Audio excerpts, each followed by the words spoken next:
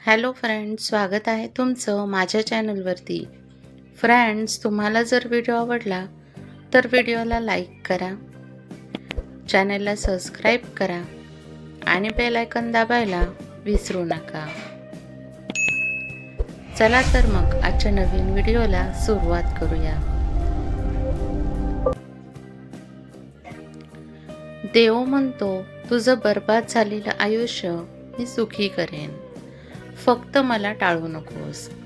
कोल्हापूर जवळच्या एका खेडेगावामध्ये आरव नावाचा तरुण राहत होता. त्याचं वय होतं अवघं 25 वर्षाचं.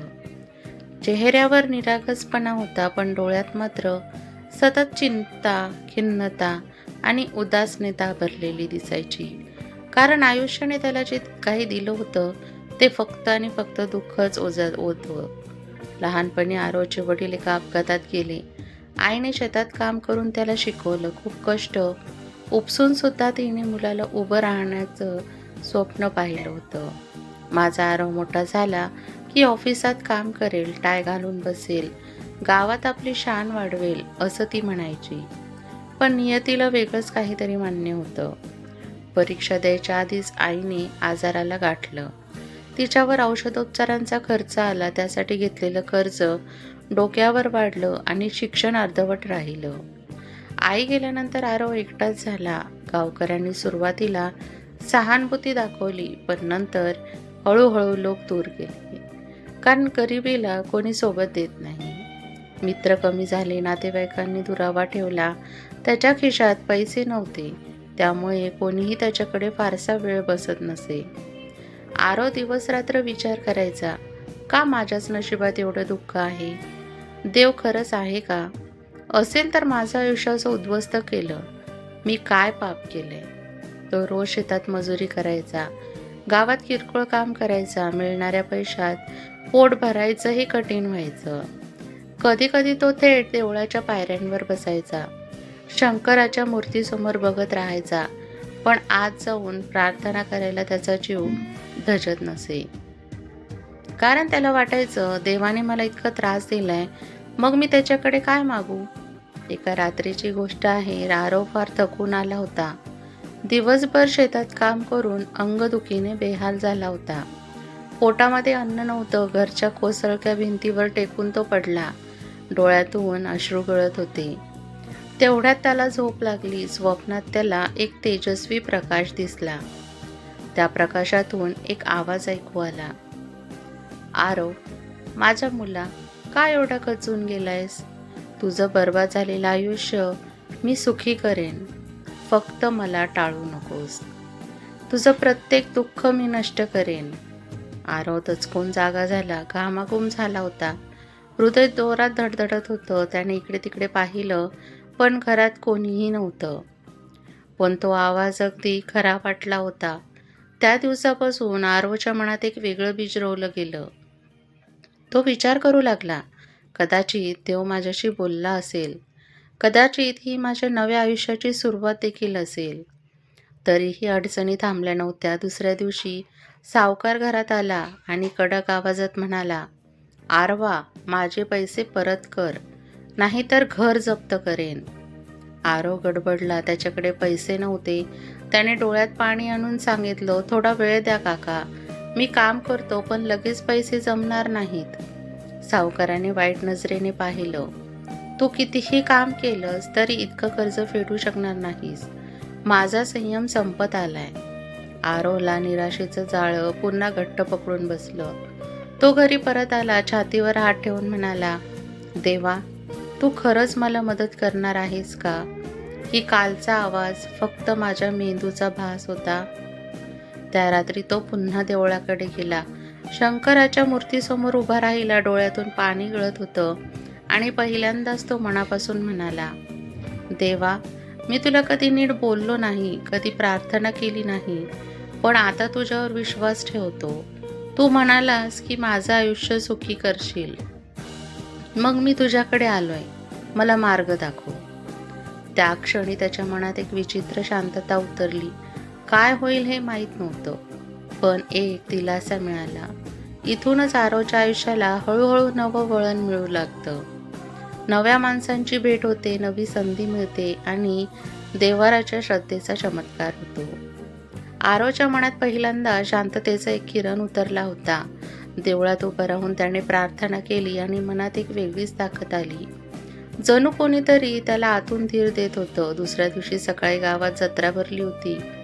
आरवने नेहमीप्रमाणे हातातल्या 2 रुपयाचं तिकीट काढलं आणि जत्रेत थोडा वेळ फिरायला गेला.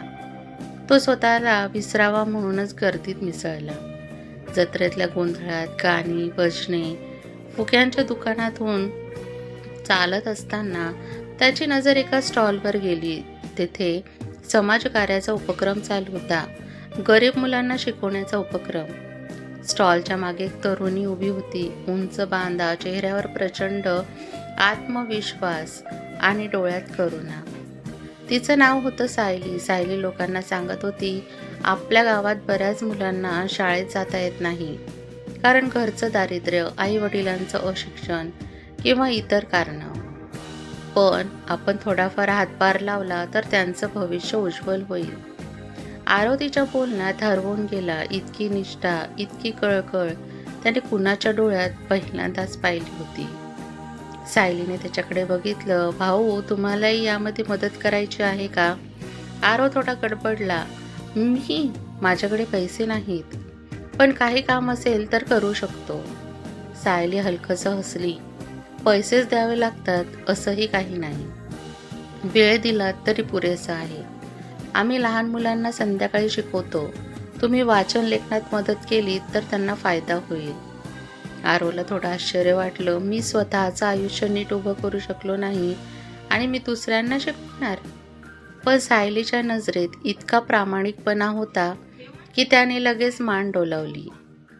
त्या संध्याकाळी आरव पहिल्यांदा शिकवणीसाठी गेला. झोपडपट्टीतल्या काही मुलांना गोष्टी सांगायच्या, अक्षरं दाखवायची, साधी गणितं शिकवायची. सुरुवातीलाच त्याला संकोच वाटत होता, पण हळूहळू मुलांच्या निरागस चेहऱ्यांनी त्याचा संकोच घालवला. मुलांपैकी एका छोट्या मुलाने त्याला विचारलं, दादा, तू खूप शिकलेला आहेस का?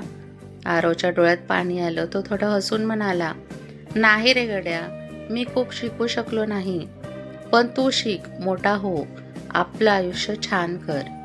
तो मुलगा खुश झाला. त्याच्या डोळ्यात चमक पाहून आरवचं मन भरून आलं. त्याला जाणवलं, देव कदाचित याच मार्गाने माझं आयुष्य बदलायला सुरुवात करतोय. काही दिवस गेले. सायली आणि आरवची ओळख वाढली. सायली कॉलेजात होती, समाजकार्यात सक्रिय होती. तिचं घर थोडं सदन होतं, पण तिने नेहमी साधेपणा स्वीकारला होता. एका दिवशी सायलीने आरवला विचारलं, आरव, तू स्वतःचं आयुष्य इतकं एकटं का जगतोस? मित्रमैत्रिणी नाहीत का तुझे? आरवने दीर्घ श्वास घेतला. सगळे दूर गेलेत सायली. गरिबी, कर्ज, दुःख हे पाहून कोणी जवळ राहत नाही. मी फक्त सावल्यांसोबत जगतो. सायलीने गंभीरपणे त्याच्याकडे पाहिलं. तुला माहिती आहे का, देव कधीही माणसाला एकटं सोडत नाही. तो नेहमी कुठेतरी असतो, कुणाला तरी पाठवतो. कधी मित्राच्या रूपात, कधी अनोळखीच्या रूपात, कधी स्वतःच्या श्रद्धेच्या रूपात. फक्त आपण त्याला टाळू नये. आरव दचकला, कारण हेच शब्द त्याने स्वप्नात ऐकले होते.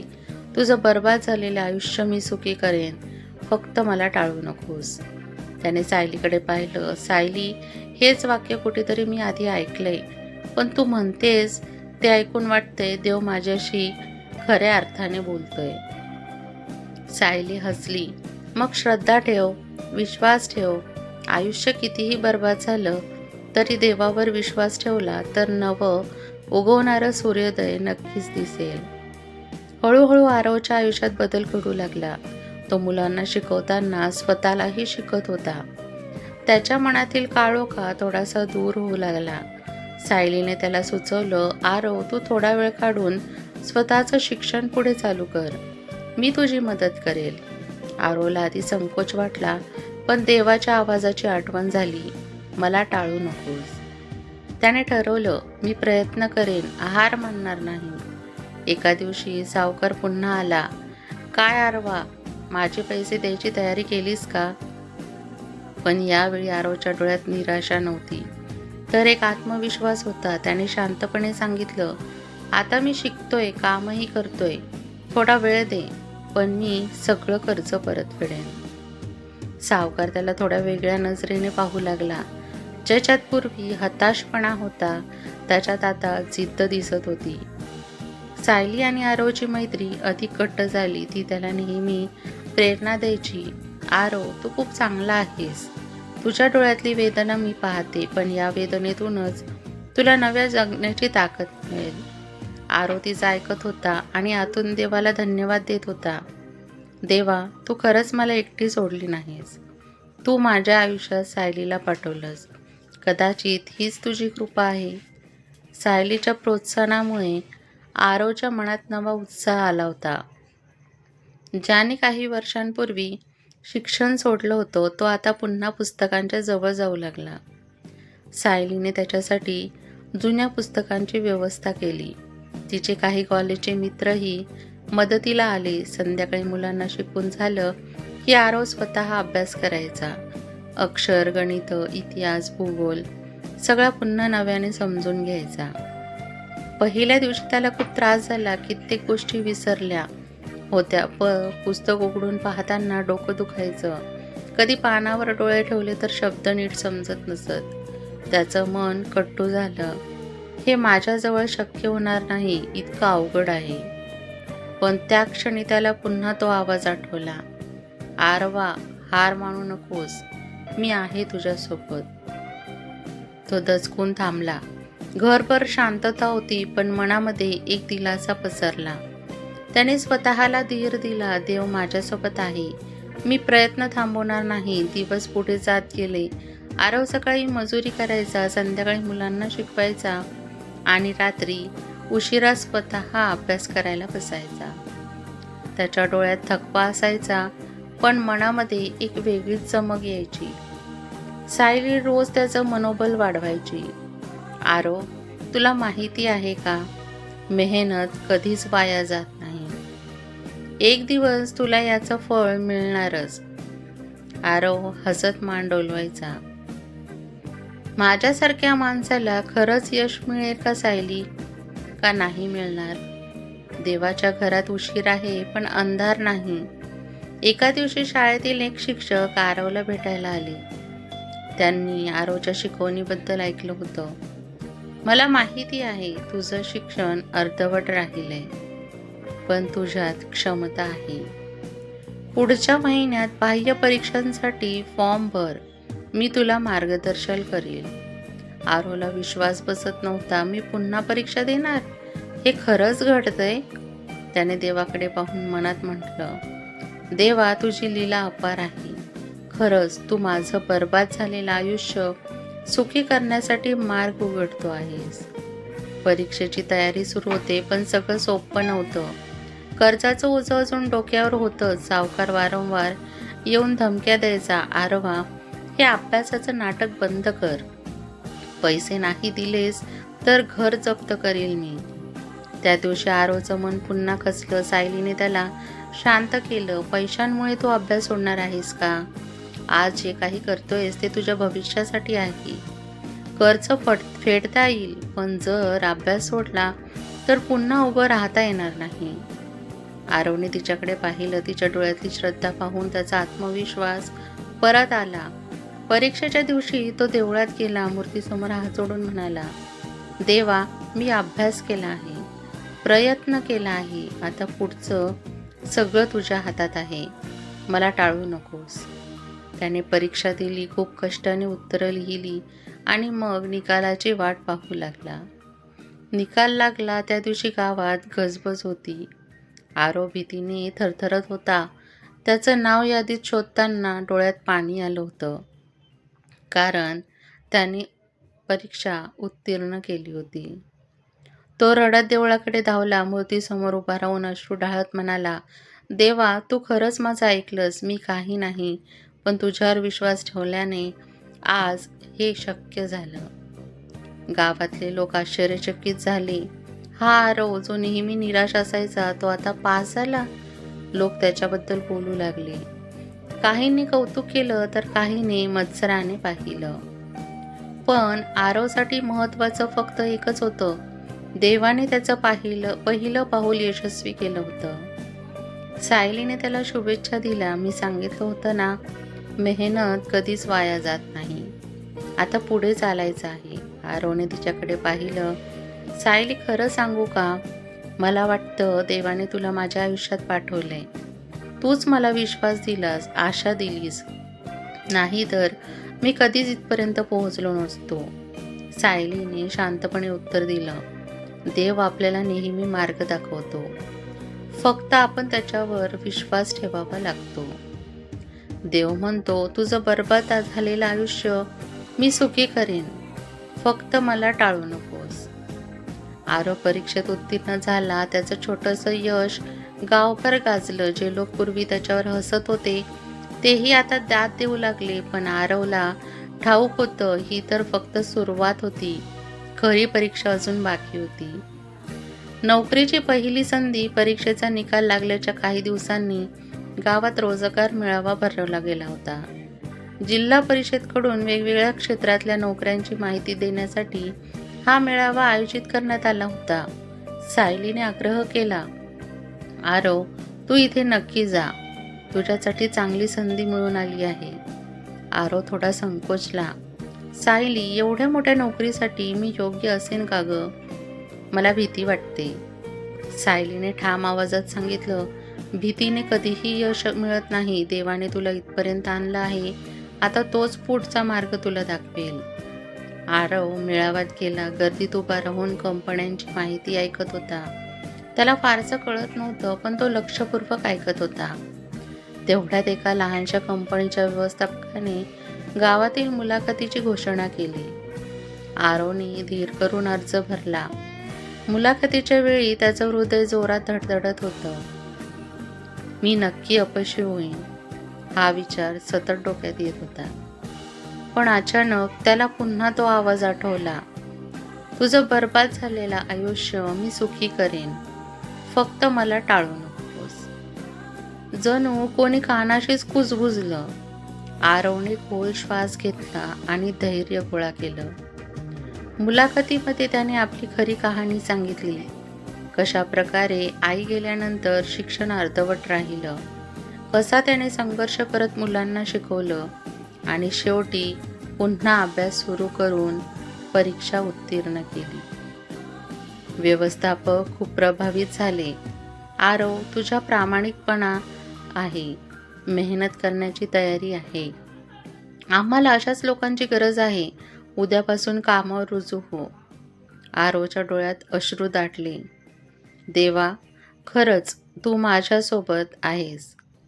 सावकाराला उत्तर नोकरी मिळाल्यानंतर आरवचा आत्मविश्वास दुपटीने वाढला. पहिल्या महिन्याचा पगार हातात आला तेव्हा त्याला जग जिंकल्यासारखं वाटलं.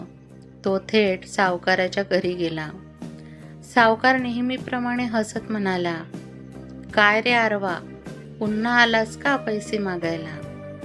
पण यावेळी आरव शांतपणे म्हणाला, नाही काका, पैसे मागायला नाही, पैसे द्यायला आलोय. हा घ्या पहिला हप्ता. सावकार थक्क झाला. हे कसं शक्य आहे? आरवने हसून सांगितलं, देवाने मला संधी दिली. आता मी काम करतोय, कमवतोय, हळूहळू सगळं कर्ज फेडेन. पण आता मी तुमच्या धमक्यांना घाबरणार नाही. सावकार गप्प बसला. ज्याच्याकडे तो नेहमी हताशपणे बघायचा तो आरव आता आत्मविश्वासाने डोळ्यात डोळे घालून बोलत होता. देवाचा चमत्कार होतो. आरवची नोकरी फार मोठी नव्हती, पण एका छोट्या ऑफिसमध्ये अकाउंटची कामं व मदत करायचा. पण त्याच्यासाठी ती स्वप्नवत होती, कारण आता तो स्वतःच्या पायावर उभा राहू लागला होता. एके दिवशी ऑफिसमधील मोठ्या साहेबाने त्याला बोलवलं. आरव, तुझं काम मला आवडलं. तू प्रामाणिक आणि मेहनती आहेस. पुढच्या महिन्यापासून तुला अधिक जबाबदारी देतो. आरवला विश्वासच बसत नव्हता. त्याच्या डोळ्यात पाणी आलं. त्याने मनात म्हटलं, देवा, हे सगळं तुझ्या कृपेनेच घडतंय. तू मला खरंच सुखी करायला सुरुवात केली आहेस. सायलीला जेव्हा ही बातमी कळाली तेव्हा तिने आनंदाने टाळ्या वाजवल्या. ती म्हणते, मी तुला सांगितलं होतं ना, श्रद्धा ठेवल्यास देव चमत्कार घडवून आणतो.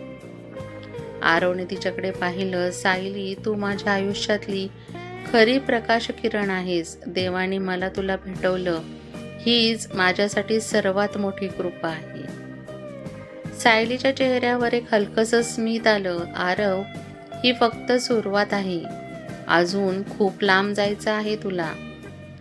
आरवच्या आयुष्यात आता एका नव्या अध्याय सुरू झाला होता. नोकरी मिळाली, आत्मविश्वास वाढला होता आणि हळूहळू त्याने कर्जाची परतफेड करायला सुरुवात केली होती. प्रत्येक महिन्याचा पगार मिळाल्यावर तो थेट सावकाराकडे जायचा आणि हप्त्याचा पैसा द्यायचा. सुरुवातीला सावकार विश्वास ठेवत नव्हता, पण काही महिन्यांनी जेव्हा मोठा भाग परतफेड झाला तेव्हा तोही हळूहळू नमला. आरवा, तुझ्या जिद्दीला सलाम आहे. मी तुला चुकीच्या नजरेने पाहिलं, त्याबद्दल मला माफ कर. सावकाराच्या डोळ्यातही पाणी आलं. आरव शांतपणे म्हणाला, मला माफ मागायची गरज नाही काका. तुमच्यामुळेच माझ्या झुंजण्याची ताकद आली, पण खरी ताकद देवाने दिली. गावकऱ्यांचा दृष्टिकोन बदलतो. पूर्वी आरवकडे तुच्छतेने बघणारे लोक आता त्याच्याकडे आदराने पाहू लागले होते. हा तोच आरव आहे का जो आधी निराशेत बुडालेला होता? हो, पण देवाच्या कृपेने आणि स्वतःच्या मेहनतीने तो उभा राहिला. गावातील तरुणांना आरवची कथा प्रेरणादायक वाटू लागली. ते त्याच्याकडे येऊन विचारायचे, दादा, आम्हीही अडचणीत आहोत, आम्हालाही मार्ग दाखवशील का? आरव हसून सांगायचा, फक्त देवावर विश्वास ठेवा आणि मेहनत सोडू नका. बाकी सगळं तो सांभाळेल. सायलीबद्दलच्या भावना आरवच्या मनात सायलीबद्दलची एक वेगळीच भावना निर्माण झाली होती. तिने त्याच्या आयुष्यात प्रकाश आणला होता. तीच त्याची प्रेरणा, मार्गदर्शक आणि देवाचा संदेश बनली होती. एका संध्याकाळी तो सायलीसोबत देवळात गेला. मूर्तीसमोर उभा राहून म्हणाला, सायली, मी देवाला नेहमी विचारायचो, माझं आयुष्य असं उद्ध्वस्त का केलं? पण आता समजलंय, कदाचित हे सगळं झालं ते मला तुझ्याशी भेटवण्यासाठी. सायली गप्प झाली. तिच्या डोळ्यात हलकीशी लाज आणि हृदयात आनंद होता. आरव, मला काही बोलायचं नाही, फक्त एवढंच सांगते, तुझ्या प्रत्येक वाटचालीत मी तुझ्यासोबत राहील. काही महिन्यांनी आरवने पूर्ण कर्ज फेडलं. तोच दिवस त्याच्यासाठी सर्वात मोठा विजयाचा दिवस होता. गावकऱ्यांनी त्याचा सत्कार केला. त्या सभेत आरव उभा राहून म्हणाला, मी काही मोठं नाही केलं, फक्त देवावर विश्वास ठेवला. तो म्हणाला होता, तुझं बर्बाद झालेलं आयुष्य मी सुखी करेन, मला टाळू नका. मी त्याला टाळलं नाही आणि आज इथे उभा आहे. मित्रांनो, जीवनामध्ये कितीही दुःख आलं तरी देवाला सोडू नका, कारण तोच आपल्या प्रत्येक अश्रूचं उत्तर आहे. सभागृहामध्ये टाळ्यांचा कडकडाट झाला. आरवच्या डोळ्यामध्ये आनंदाश्रू होते आणि मनामध्ये एकच प्रार्थना होती, देवा, माझ्यासारखं प्रत्येक दुःखी माणसाला तू असाच मार्ग दाखवत राहा. इथे कथा संपत होते आणि यात आपण आरव आता गावातील आदर्श युवक झाला होता. सायली त्याची जीवनसाथी बनली होती. दोघांनी मिळून मुलांच्या शिक्षणासाठी कायमस्वरूपी उपक्रम सुरू केला होता आणि देवळात रोज आरव प्रार्थना करायचा, देवा, माझं आयुष्य सुखी केलंस त्याबद्दल आभार, मी तुला कधीच टाळणार नाही. यामध्ये कथेचा संदेश आपल्याला मिळतो, आयुष्य कितीही बर्बाद झालं तरी देवावर विश्वास आणि मेहनत यांची सांगड घातली तर अंधारातून नक्कीच प्रकाश सापडतो. फ्रेंड्स, ही कथा तुम्हाला कशी वाटली हे कमेंट बॉक्समध्ये सांगायला विसरू नका. तुम्हाला जर ही कथा आवडली असेल तर व्हिडिओला लाईक करा, चॅनलला सबस्क्राईब करा आणि बेल आयकॉन दाबायला विसरू नका, जेणेकरून अशीच नवनवीन कथा सर्वात आधी तुमच्यापर्यंत पोहोचतील.